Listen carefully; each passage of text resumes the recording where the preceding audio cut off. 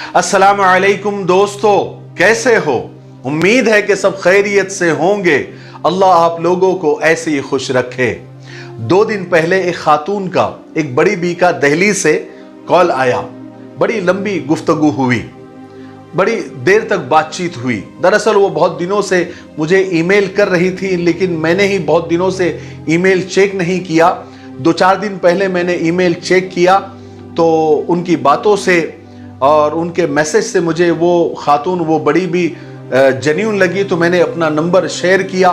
फिर हमारी फ़ोन पर काफ़ी लंबी बात हुई। तो उन्होंने बताया कि वो ख़वातीन के लिए काम करती है, घरेलू मसाइल को सुलझाने में उनकी ज़िंदगी गुजर रही है। यानी सीधे साधे लफ्ज़ों में कहे तो वो काउंसलिंग करती है और सोशल वर्क करती है। तो कहने लगी कि मुझे बड़ी खुशी हुई, कहने लगी कि आपके वीडियोस हमारे बहुत काम आ रहे हैं। जब भी मियाँ बीवी के दरमियान कुछ मिसअंडरस्टैंडिंग हो जाती है, कोई झगड़ा हो जाता है, कोई इशू क्रिएट हो जाता है, तो आपके वीडियोस उनके मसले के हिसाब से हम उन्हें फॉरवर्ड कर देते हैं। वो देखते हैं तो आधा काम तो हमारा ऐसे ही हो जाता है। कहने लगी कि शादी से पहले हम बेटियों को बहुत नसीहत करते हैं, माँ बाप भी करते हैं, और वो बेटियां खुद भी पूछा करती हैं, लेकिन बेटों को हम क्या नसीहत करें, माँ बाप बेटों को क्या नसीहत करें, इस पर आप वीडियो बनाएं। तो मैं उस खातून का, उस बड़ी बी का बहुत शुक्रिया अदा करता हूं कि उन्होंने मुझे बहुत हिम्मत दिलाई और मुझे बहुत हौसला दिया। उनकी बातों से मैं बहुत मोटिवेट हुआ। अल्लाह ताला उस खातून को जज़ाए खैर अता फरमाए। और मैं अल्लाह का शुक्र अदा करता हूं कि अल्लाह ताला ने मुझे और मेरे वीडियोस को ज़रिया बनाया 2 ख़ानदान को जोड़ने का, और मुझे बेहद खुशी होती है। मैं अल्लाह का शुक्र अदा करता हूं कि ये मेरे लिए आखिरत, ज़ख़ीरे आखिरत है। ये चीज़ें इंशाअल्लाह मुझे आखिरत में काम आएगी और अल्लाह मुझसे राज़ी हो जाएगा, मेरे गुनाहों को माफ़ कर देगा। तो मैं उन बड़ी बी की दरख्वास्त पर अपने तजुर्बों की रोशनी में लड़कों से, यानी बेटों से कुछ कहना चाहता हूं कि देखिए, शादी बिया कोई 2-4 दिन की बात तो है नहीं कि जैसे तैसे गुजर जाएगी या जैसे तैसे गुजार लिया जाएगा। आपका हक है खुशियों पर, और हमेशा कोई बड़ी खुशी दरवाजे पर दस्तक नहीं देती, बल्कि खुद ही जिंदगी से छोटी छोटी खुशियां इकट्ठी करके उसे बड़ी बनानी पड़ती है। हफ्ते भर का सफर भी हो तो पूरी प्लानिंग की जाती है। अनजानी राहों पर जिंदगी का एक नया सफर बैठे बिठाए थोड़ी शुरू कर दिया जाता है। एक तो ये बात आप जान लीजिए कि अब तक, यानी शादी से पहले तक, आपकी जो मर्जी थी आप कर रहे थे, खैर थी, कोई बात नहीं। अब आपका शादी के बाद रुतबा बढ़ने वाला है। आप किसी के शौहर और किसी के सरताज बनने वाले हो, आप कव्वाम बनने वाले हो, और जब रुतबा बड़ा होता है तो जिम्मेदारी और रिस्पॉन्सिबिलिटी भी ज्यादा हुआ करती है। अब आपको भी बड़ा बनकर दिखाना होता है। आप निगहबान हैं, और हदीस के मुताबिक अपने जेर असर लोग, यानी अपने अंडर जो लोग आते हैं, जिसमें आपकी बीवी भी है, आपकी रियाया जैसी है, जिसके मुतालिक कल क़यामत के दिन आपसे सवाल होगा और एक एक जुल्म का हिसाब लिया जाएगा। बस इस बात को अगर आप याद रखेंगे तो जुल्म ज्यादती बिल्कुल भी नहीं करेंगे इंशाअल्लाह। हमारे माशरे में बीवी का बहुत ज्यादा ख्याल रखने वाले को जन मुरीद, जोरू का गुलाम जैसा ताना देना आम बात है। तो इस ताने को मुस्कुरा के आप सह जाएं। जिंदगी आपकी है, नई और खूबसूरत जिंदगी की बुनियाद रखिए शादी के बाद। और कव्वाम जो मैंने कहा, वो कोई हुक्म चलाने वाला या जुल्म करने वाला नहीं है, या लाठी से हाँकने वाला नहीं है। कव्वाम का मतलब निगहबान होता है, और निगहबान वो होता है जिससे औरत को सपोर्ट, सिक्योरिटी, सेफ्टी और लव, यानी प्यार और मोहब्बत मिले। उसे डरा के न रखे, बल्कि ऐसा रखे कि किसी भी डर और खौफ में खुद को वो आपके पास महफूज समझे। आपने नोट किया होगा कि किसी अनजान घर के बाथरूम तक जाने में भी इंसान अनकंफर्टेबल होता है। किसी अनजान आदमी के घर सोना पड़ जाए तो रात भर ठीक से नींद तक नहीं आती, आंख तक नहीं लगती। तो उस लड़की के बारे में सोचिए जो एक अनजान घर में अपनी फैमिली, दोस्त, यार, अपना कमरा, बिस्तर, पसंद नापसंद सब पीछे छोड़कर आपके यहां आई है। उसे वक्त दीजिए कि वो आपके घर के तौर तरीके अपना सके, उसे सीख सके। अपने मिजाज में लचक पैदा कीजिए। हमारे घरों में बेटियों को बड़े लाड़ प्यार से बड़ा किया जाता है। अम्मी तो फिर भी डांट देती है, मगर मर्द की डांट कम ही बहनों और बेटियों ने सुनी होती है। वो आपकी बात भी चीखने और चिल्लाने के बगैर समझ लेगी।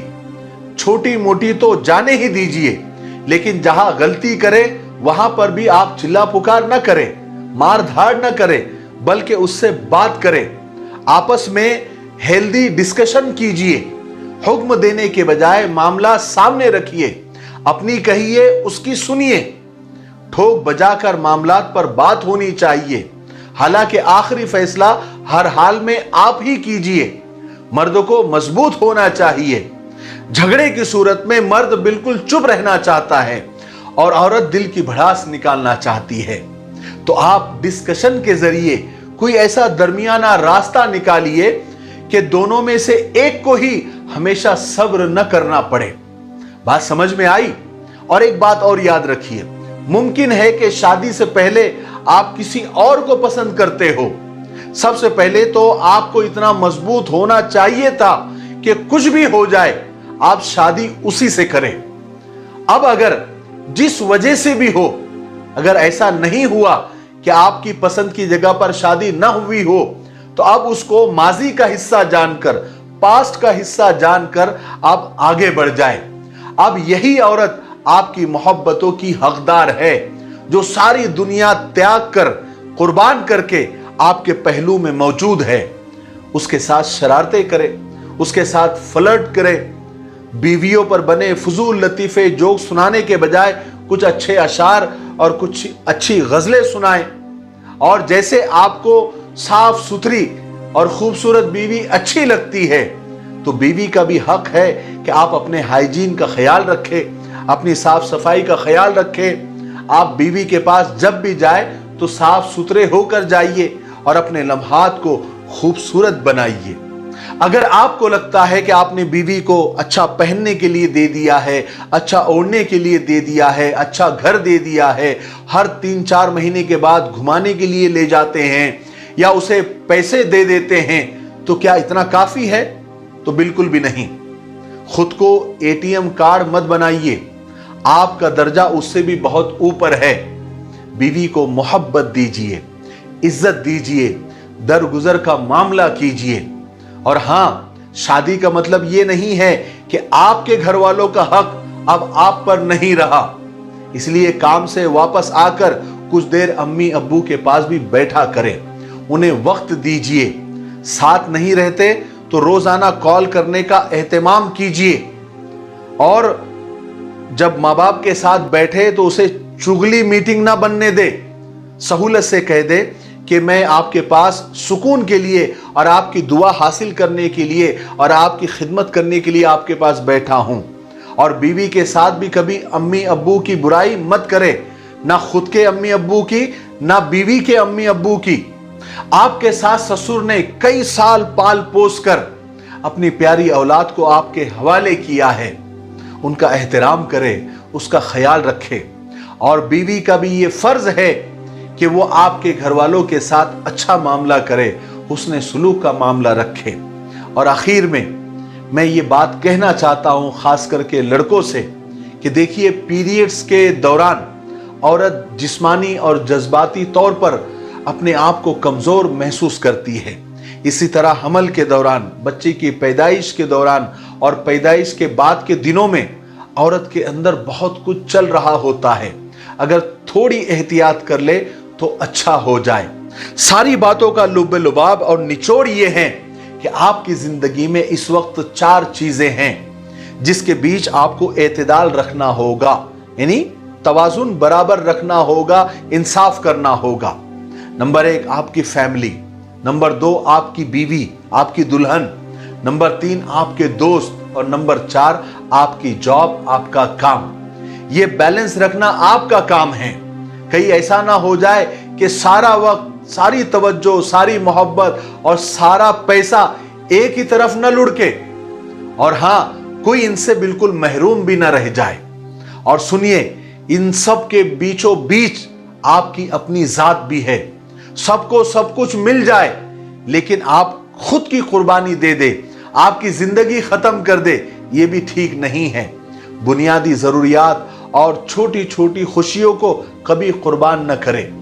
खुद को अहम जाने और कुछ वक्त अपने लिए भी निकाले। और चाहे आप कितने भी मसरूफ हो, दोपहर में आराम जरूर कर लिया करें। मेरा अपना खुद का यही मामूल है। ठीक है, सेहतमंद जिंदगी खुद भी गुजारे और आपसे जुड़े जो लोग हैं उन्हें भी आप खुश रखें। उम्मीद है कि मैंने जितना अपने तजुर्बे अपनी जिंदगी में सीखा है वो आप लोगों के सामने रख दिया है। मुझे उम्मीद है कि बहुत सारी बातें इसमें से यानी आप लोगों के काम की होगी, और शादी से पहले या शादी के बाद जरूर ये वीडियो और इसमें कही गई बातों पर आप अमल करें। इंशाअल्लाह जिंदगी खुशगवार हो जाएगी। ठीक है, तब तक मेरे लिए, पूरी उम्मत के लिए, पूरी इंसानियत और पूरी मानवता के लिए और हमारे प्यारे मुल्क भारत के लिए और यहाँ की अमन शांति के लिए खूब दुआएं करते रहें। अस्सलामु अलैकुम व रहमतुल्लाहि व बरकातुहू।